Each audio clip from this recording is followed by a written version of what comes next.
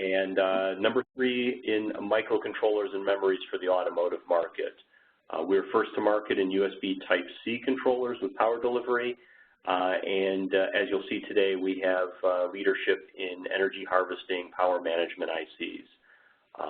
And in emerging technologies for packaging, wafer-level CSPs, non-volatile DIMMs, we are a leader in some of these interesting technologies. So some of these pictures here are some of the places where Cypress has content, and I don't know that I can tell you much more than what you're seeing there. These are the products we have. We have essentially 3 different divisions. On the left is microcontroller and analog products. In this division are all of our Cortex-M series PSOCs and flexible micro controllers. And also, as you see in there, we have our automotive microcontrollers, primarily revolving around the instrument clusters on vehicles.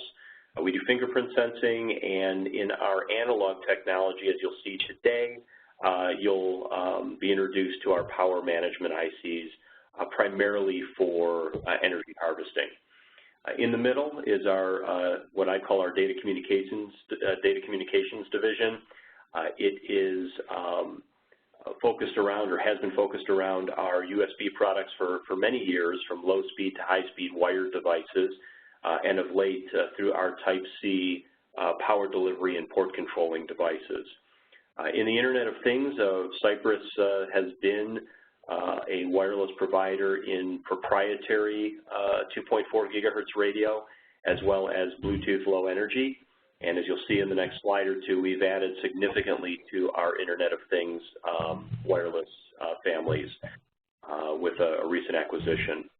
And last but not least, in this division are our module solutions, and what you'll see on this wireless sensor node is one of our BLE modules. So we'll get to that a little bit later. Last but not least, I won't go into it in too much detail, but in terms of memory products, we pretty much have everything you would need, save for consumer-grade DIMM type products for the PC marketplace and such. Any questions? Feel free to ask. Okay, now focusing on some of the technologies you'll be introduced to today. In terms of our analog products, this is our portfolio, and what you will notice and what we will focus on today is that one of our analog product portfolios is our energy harvesting power management ICs. The F6AE101 is a single chip energy harvesting PMIC. I will show you a series of a couple of different devices. Actually, the wireless sensor node we'll be looking at has the 103A on it, and we'll see what the differences are between the multiple families of devices. But with something this small, we are able to essentially put together a solar cell, a power management IC, and a BLE module on something extremely small. And what you'll see today is in the kit that we're going to be showing you, that sensor node is about the size of a quarter. The other technology that we have in this wireless sensor node is, of course, the wireless aspect. In this case, we'll be working with Bluetooth Low Energy, or BLE. But this announcement, which occurred last month at the beginning of the month, announced the acquisition of Cypress, or acquisition by Cypress, of the Broadcom Internet of Things wireless portfolio. So where we have in the past had wired communication and Bluetooth Low Energy communication, we've now added embedded Wi-Fi and Zigbee, as well as classic Bluetooth, to our portfolio of wireless devices. So we pretty much have the broadest portfolio of wireless devices for the Internet of Things out of all the suppliers out there. So the devices that were acquired were a complete portfolio of Wi-Fi, Bluetooth, and Zigbee wireless connectivity SoCs. The technology we have right now is 40 nanometers in production, going down to 28 nanometers within the next half year or so. We cover the latest Wi-Fi standards. 802.11ac is in production now. We have Wi-Fi and Bluetooth and BLE combo chips. We have Bluetooth and BLE combos, and we have Bluetooth Zigbee combo chips as well. And we also have fully certified easy-use modules, either from Cypress or from our module partners, to give you BLE, Bluetooth, and Wi-Fi in easy-to-utilize packages and styles. So the module we'll be using today that is on the kit is this PSOC BLE module. It's a 10 by 10. We also have something through the Broadcom acquisition that's actually 6 by 6 millimeters in size for Bluetooth Low Energy. Along with the acquisition of the chips themselves, we acquired the software development kit, essentially the whole ecosystem in terms of being able to develop easily with the Wi-Fi, Bluetooth, and BLE devices. So the Wicked SDK is a pre-integrated, pre-tested, and continuously updated API kit to allow you to target our chips and our modules with very easy end-to-end solutions. So, and through our module makers and through our VARs and technology partners and ODMs, with the utilization of Wicked, it allows you rapid development and deployment of connected products. Is everyone still able to hear me okay? Yes. Okay, very good. In terms of our Bluetooth Low Energy products, this is showing the traditional Cypress products. What I'll show you here, and one of the statements I always make, is that Cypress wasn't the first in BLE. We were actually probably the last in BLE. And in that vein, what we did is we took Bluetooth Low Energy and integrated it with our PSOC 4 battery devices. Can we mute our phones if we're not talking? Thanks. So the PSOC 4 BLE series and the PROC BLE series start with an Cortex ARM04. Can we mute our phones if we're asking a question? How do I mute it? I believe it's *6. That sounds a little quieter. Okay. So with regards to our Bluetooth Low Energy families, we have our PSOC 4 BLE. The key thing there is you get an integrated solution with a Cortex M0 core, along with A to Ds, op amps, comparators, IDACs, the things that you would need to do an analog front end, along with UDBs, timers, counters, and PWMs. UDBs being Cypress's programmable logic implementation within the PSOC family. We'll be using one of these modules, this smallest module here, which is a 10 millimeter by 10 millimeter module, utilizes the PROC BLE and is a fully integrated solution. We'll show you the block diagram later. One thing Cypress brings to the party is that we do silicon design, stack development, the IDEs, the module hardware design, and the module manufacturing, and that's not typically something that a vendor in this space does. So we cover everything from soup to nuts on BLE. This is the BLE portfolio as it stands today. You can see through the addition of the Broadcom acquisition, we now have the family members under the Wicked ecosystem, along with the parts that we have had under the PSOC Creator umbrella. Now you take that and add it to the additional portfolio we have with Wi-Fi, combo chips, automotive devices, and standard Bluetooth, and now Cypress is loaded with wireless products for whatever your needs may be. In terms of automotive, this is just interesting. People ask, hey, where is this Internet of Things? I hear all about it. Where is this going to end up? And this is just one application, is the vehicle.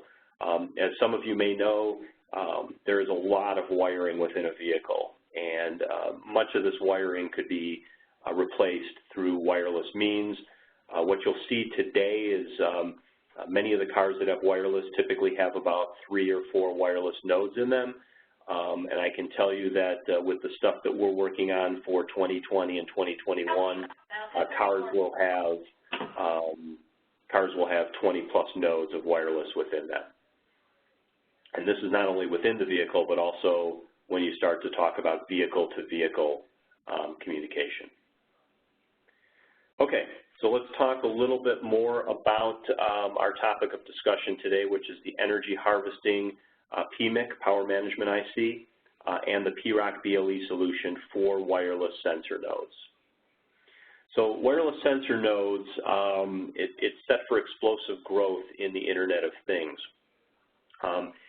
Each wireless sensor node is a device in the IoT that communicates with servers on the Internet, and it can be used to monitor and report on conditions in buildings, equipment, and the environment. Energy harvesting and low-power wireless communication has really enabled the wireless sensor node IoT device market.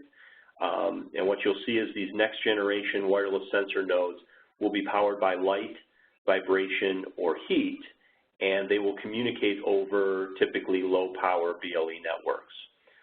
The most compelling new wireless sensor nodes are self-powered and can be deployed anywhere.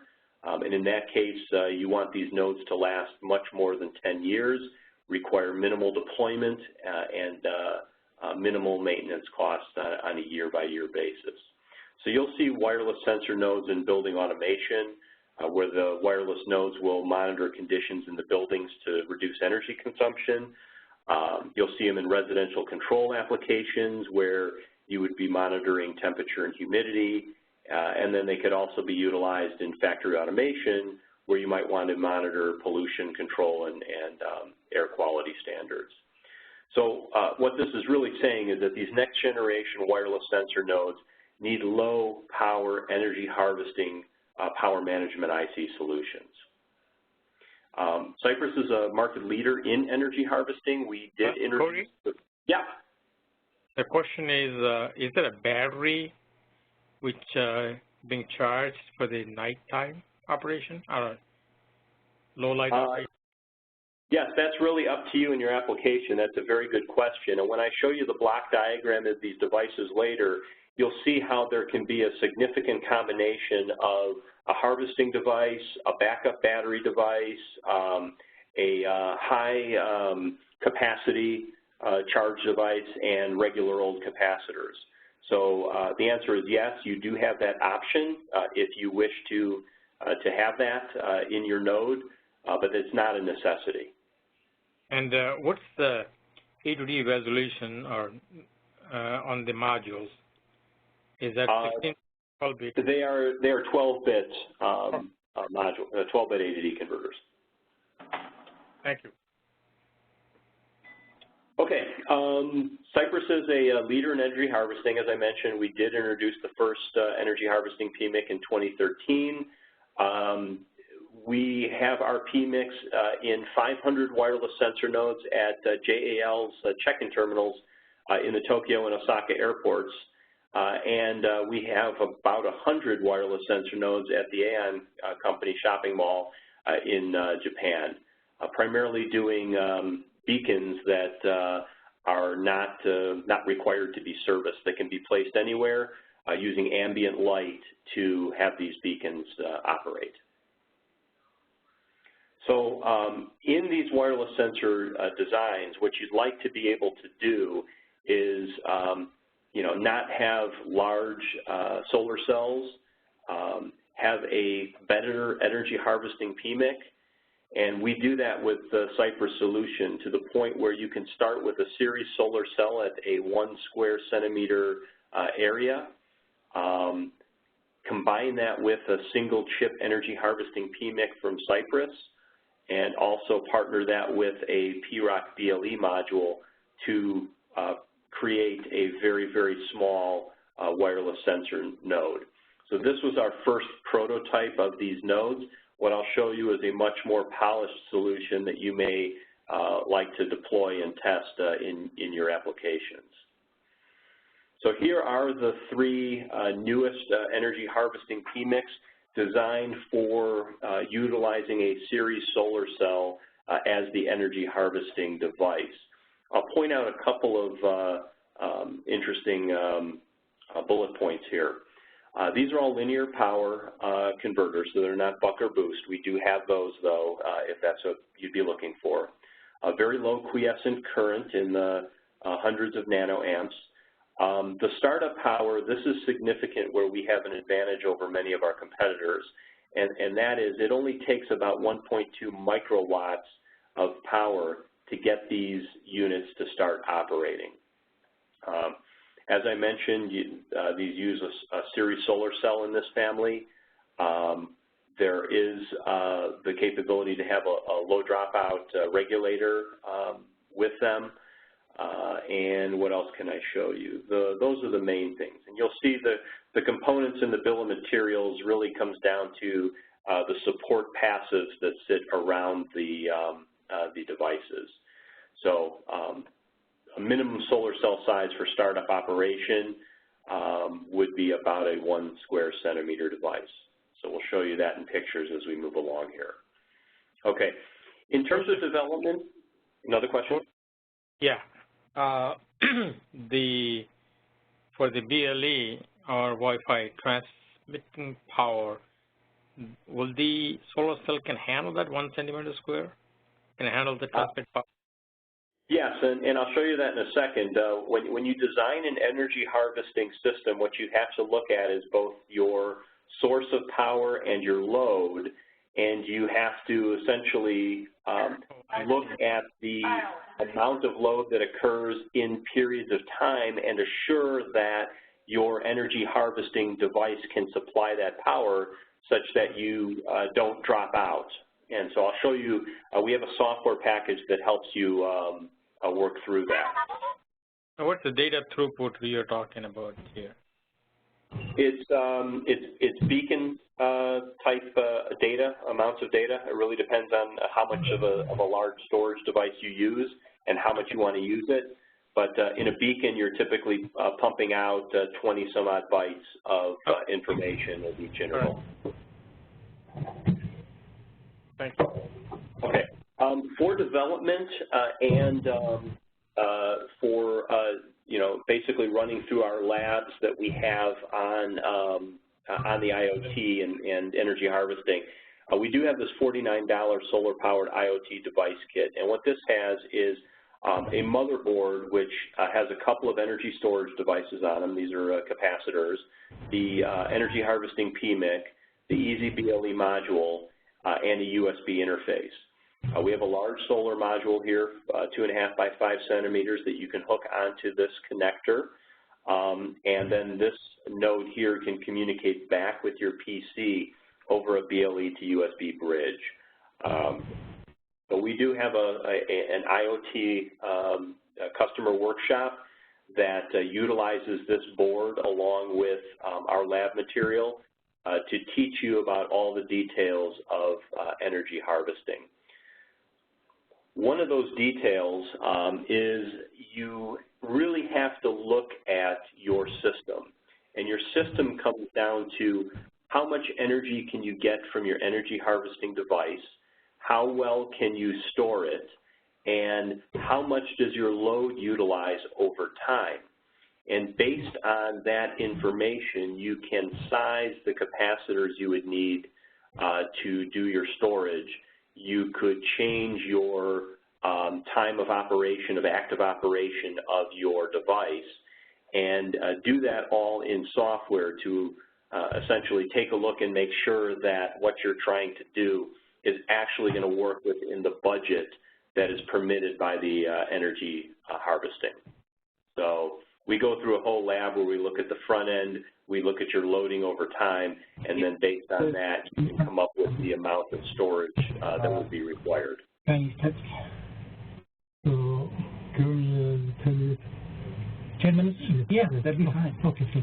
So this energy harvesting solution, again, this is a $49 kit designed for you to be able to do your own development with with our tools. Again, here's another look at some of the energy harvesting PMICs that we have. The bottom two here allow you to hook up a piezoelectric device or a series solar cell, and the device down here, you could use a solar cell and a thermoelectric generator, so a TEG device or a Peltier element, and that would be used with a boost converter to supply the power that would be required. But this would allow you to look at temperature gradients and harvest the energy from temperature gradients, and this device would allow you to harvest energy from vibration. Okay, so let's take a look at the kit that was enticing you to join this WebEx meeting. The kit that we have is a solar-powered BLE sensor beacon reference design kit. It is the CYAL Kit-E02, and it's an easy-to-use platform for solar-powered wireless sensor with the lowest power energy harvesting BLE solution. What do you get in the kit? So this is what is supplied in the E02 kit. You get a solar-powered BLE sensor beacon in an enclosure. That enclosure is easy to snap open if you wish to pull out the device and reprogram it. We do have the bridge and debug board. There is a connector on the corner of this board which connects to the wireless sensor node, so you can reprogram it from this dongle. And then, of course, you get the quick start guide, which I'll show you in a couple of slides to get you up and running very quickly with this kit. If we look at the block diagram of the sensor, we could see this is about a 24-centimeter circular sensor, about the size of a quarter, containing the S6AE103A energy harvesting PMIC. With this, we have an optional battery you can bring into it. We have our solar cell input, and we have our storage elements. There's two storage batteries, if you will. The first storage is a lower amount of capacitance, if you can consider 400 microfarads a low amount. But the other is a super cap that's at 0.2 farads or 200 millifarads. That is a larger storage element that may help you in conditions where you want to run without a battery, but you still want to be able to pump data out during the dark hours.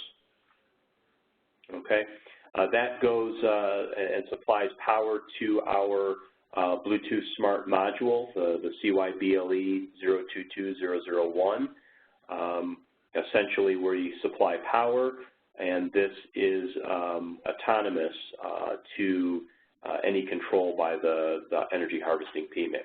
We do have a temperature and humidity sensor that comes into the module. We communicate with that over an I2C interface, and then of course there's some programming and debugging that we can do on the small 10-pin connector that's on the wireless sensor node. This is a close-up of the wireless sensor node itself. We have a 15 by 15 millimeter solar cell on one side, along with the temperature and humidity sensor, and then there's a little slide switch on the side to do some mode selections for the PMIC.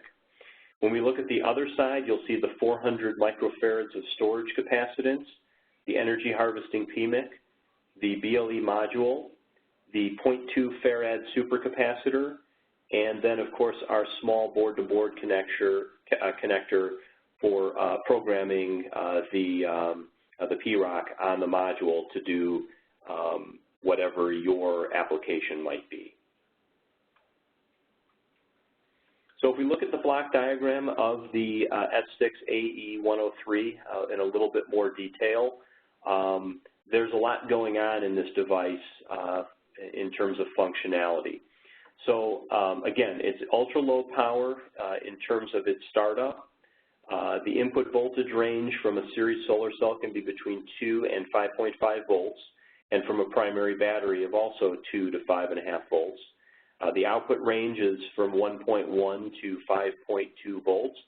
It is unregulated, so if you needed a regulated voltage, you would have to use that through this, this low dropout regulator that's incorporated onto the chip. There is a timer that's on here as well. Okay, so there is some a timer on there. Very low power current consumption of 20 nanoamp, and there's a dual channel power gating switch circuit to essentially, you know, gate the power to whichever loads you might need the power to be gone to be driven to. There's the storage control, which allows us to store on a large storage element, i.e. the SuperCap, and then a smaller capacitor array, depending on what your needs are. So that's the basics of this device. Obviously, you can grab the data sheet off of our website and look into it in a lot more detail. The module itself for BLE is, as I mentioned, a 1 centimeter by 1 centimeter module. It contains the PSOC BLE, a chip antenna, and the crystals that are required to run the PSOC BLE in a very low power state. The 32 kilohertz crystal is utilized to do very precise interval timing for BLE, and the 24 megahertz crystal is utilized for very precise bit timing over the air. All you would need to apply to this is power and ground, and then through the PSOC BLE you could have communication, and in our case you have an I2C communication over to the temperature and humidity module. So, any questions thus far? Okay, I will take that as a no. All right, the other thing that you get besides the wireless sensor node is this bridge board and debugging board. It is a plug-in USB device to the PC. It contains a Cypress PSOC 5 to do programming and monitoring. And one of the things you can do with this is it also has a BLE device on here, and so your wireless sensor node or nodes can communicate their information back to the PC through this dongle. And we have a number of applications that you can program into these wireless sensor nodes such that their information can be brought onto the PC and displayed on a PC application. So some of the system features of this kit, it supplies everything you need to develop a light-powered sensor node that transmits sensor data using Bluetooth Low Energy. You have the BLE sensor board. It operates using light energy harvested at greater than about 100 lux by the included solar cell. It supports BLE communication with a PC or with a cell phone through the debug board. I just mentioned it there, the communication with a mobile device. And it includes firmware that supports a BLE beacon transmission with temperature and humidity data. The sensor itself, as I mentioned, contains the F6AE103. We have it programmed to support a number of different modes through the switch. We can do demo mode, which would transmit sensor data at a 3 to 60 second interval, and that's done without charging to a SuperCap. And we can also run in timer mode, where we could transmit sensor data at a 5-minute interval while charging to the supercapacitor. And we can transmit data at over 30 hours without ambient light when set to timer mode and the supercapacitor is fully charged. So this would be a case where we could pump out every 5 minutes a beacon and do that off the supercapacitor without any ambient light. The sensor can support the following. It has a demo or timer mode via slide switch. You can do programming and debugging of the BLE module on the board itself. You can set parameters of the BLE beacon via the debug board. You can charge the 0.2 supercapacitor. You can charge the supercapacitor via the debug board. That's usually what customers will do, is do the initial charging of the supercap on these via the debug board. You have a temperature humidity sensor, you have the expandable 10-pin connector, and you have a number of test pads to operate any of your debugging that you'd like to do. The debug board feature. Question? Any other questions? Yeah, the GPIO, those are like a digital input output, right? That is correct, yes. Can you add any analog inputs? Yes, you can bring analog inputs in, so you can do an analog A to D conversion, and you can also bring in analog signals and bring them into a comparator. Is there an I2C interface so I can put some smart sensors in there? You can. Again, the more stuff that you try to hang on this system, the more you're going to have to look at your power source and your storage element. That part, yeah. But just I'm saying, is there expandability to include? I'm thinking about sensors like IMU type of sensors. IMU, I'm not sure what that is. Motion sensors. Inertial measurement unit. Accelerometer, gyros, and. Oh yes, yeah. If they're I2C interface, there would be no problem with that. We have a lot of application code as well to communicate with 6 and 9 axis type devices. Okay, good. Thank you. Absolutely. The debug board feature, this is the unit that plugs into the PC. You can do either programming mode or debug mode. You can utilize this along with our applications to receive the BLE data and put it onto the PC, and there's some status LEDs and whatnot. This board is completely reprogrammable by you, so if you want to put some kind of application in the BLE chip that is on this board, you absolutely have that ability. Okay, just a little bit of reference information. When you buy this kit, you will get a reference schematic. You'll get the full bill of materials, the layouts, sample firmware. It's all provided to you as part of this kit. And as you see here, of course, it's loaded with a number of different Cypress devices. You have the energy harvesting PMIC, of course, and the PROC module on the wireless sensor node. And then these last 3 devices are on the plug-in dongle on the bridge. Okay, when you get the kit, you'll get this quick start guide, and this quick start guide will show you the contents. It'll run you through the setup of both the bridge and the wireless sensor node. And right off the bat, you would not need any software. You would just be able to plug the bridge into your laptop or PC, and you would immediately be able to see transmissions from the solar beacon once there's enough light to get things started. We also have a couple of other applications that would allow you to take this wireless sensor and have it transmit data over to either an Apple or an Android phone. When you do that, you would have a nice graph of the temperature and humidity information displayed on your phone screen. As I mentioned, this is essentially a very open solution. So with our PSOC creator software and the Solar Power BLE Beacon Reference Design Kit example projects, you would be able to develop your own projects for the sensor depending on what your needs might be. Last but not least, there are 2 kits available. There's the starter kit, which is the CYAL kit EO2. This contains one of the solar-powered beacons along with the bridge. We also have a sensor beacon 5-pack. So if you wanted to buy these and place them around your home and then essentially take a look at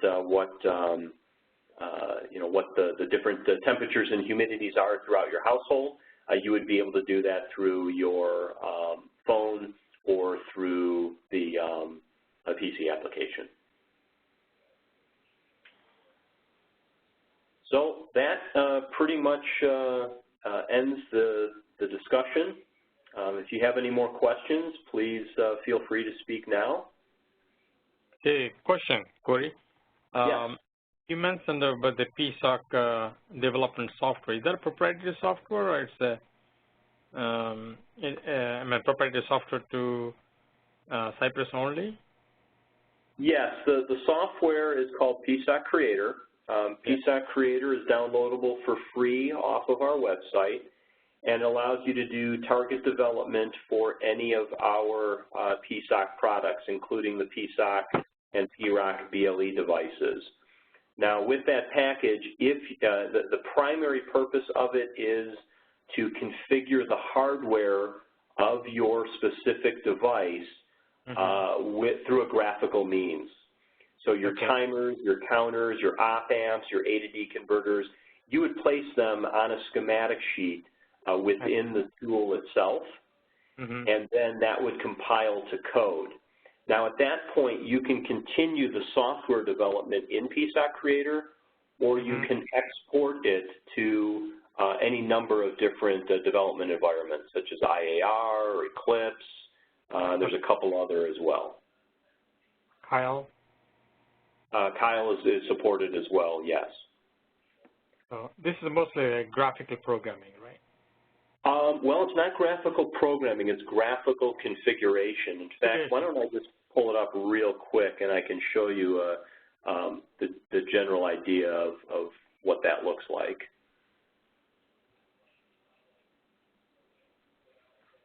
Let me just pull up a project here that and then I can share it. My question is strictly like if I want to add on some of the motion sensors, how would I program those, or just connect them to I2C? Yeah, I'll show you what that looks like. So, output. Are you guys seeing a blank screen right now, or are you seeing my? No, we're seeing a blank screen, Corey. All right, let me go ahead and share the my application here. So, are you able to see now my PSOC Creator screen here? Right. Yes, we can. Okay. So what I have is just a simple schematic where I've placed an I2C module and a second I2C module. If I wanted to, I could essentially drop in, let's say, a CapSense block. You'll notice I have a couple of pins down here on the screen. If I wanted to do something analog, I could take and put, let's say, an A to D converter. And then the way you would configure these things, and in your case, you were talking about it, how would I talk to it through an I2C? I double-clicked on this, and I have an I2C configuration where I'm in master mode with 100 kilobits per second. So I've graphically configured my I2C, and once I do a compilation of this, I'll end up with a set of APIs available to me over here for communicating with my physical blocks. Okay. And at this point now, what I can do is I can export to another IDE. I'll go ahead and build this. It's going to complain because I don't have some connections, so bear with me a second.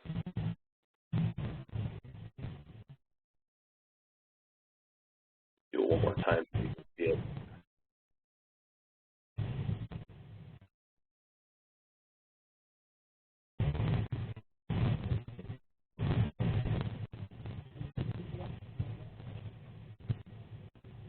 When you connect all that, it generates the code automatically and download.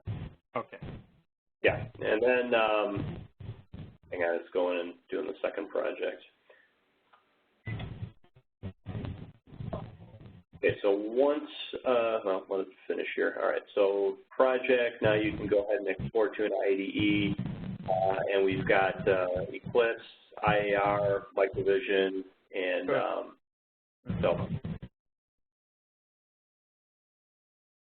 All right. Yeah. Good.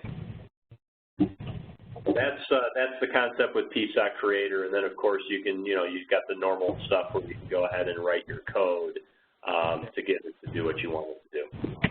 Okay. Very good. That's it. Mike, anything else you'd like to add? No, just that thank you very much. It was really great information, Corey. We appreciate that. Now, everybody had to sign in, and I'm looking at the names of everybody, and not everybody. You guys should not be able to see the names. I'm the only one who should be able to see the names. But most of you have put in, you know, non-names. So I hope you signed in when you came into the WebEx properly and you put your email address in there so that I can follow up with you. Is there anybody on the line right now that is absolutely got to have a quick follow-up on this, wants to get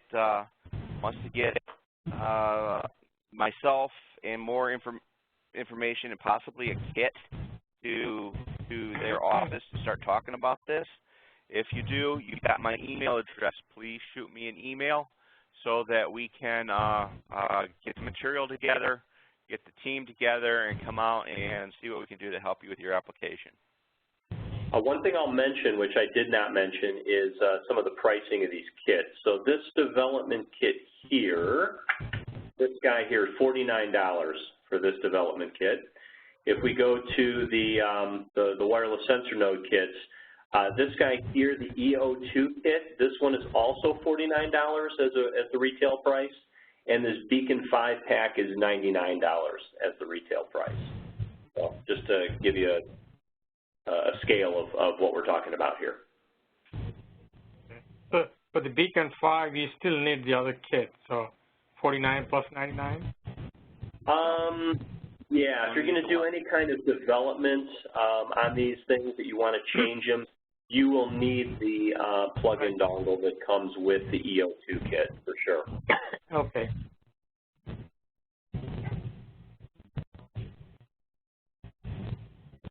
Okay, on that, I thank everybody so very, very much, and as soon as we have the next subject lined up, I will get it out to everybody. Thank you very much for attending.